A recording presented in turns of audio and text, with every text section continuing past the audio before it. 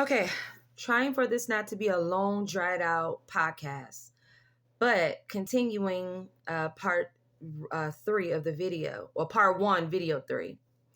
Engaging with curiosity in spite of us feeling irritated and angry, right? And let down, and even afraid for our children.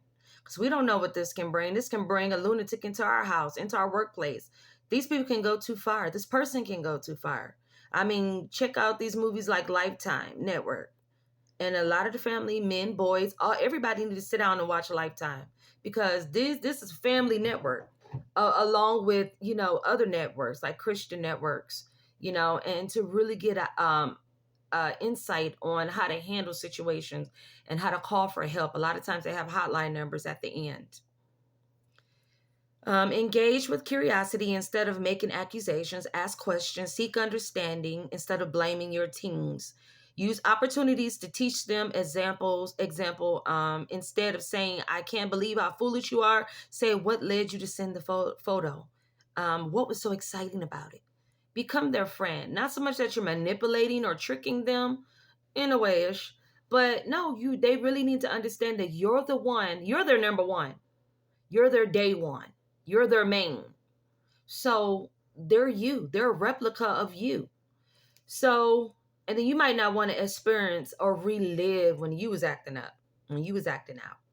When you was a troubled teen, when you were dealing with those darkness, and you got over it. And it's like, I don't want to relive that, but you knew that you were going to have to. Sometimes parents, I've heard that they don't go through that. Well, I guess that's pretty lucky, pretty much of a blessing. But for the most part, you're going to replicate that. So, as they're feeling terrible, it's a psychology impact.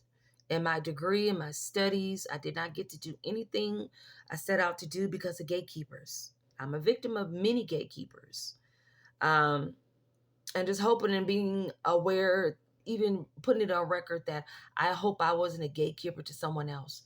And more likely, it's like a dark spirit will make you act out. Like the scary movies, like when your loved one gets infected or affected by the goblin, or the villain, or the entity that comes along and possesses and takes over them.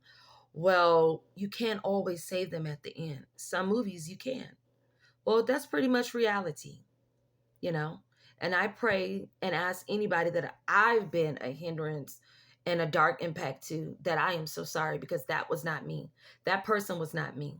This is why prayer is important. This is why becoming a Christian is important.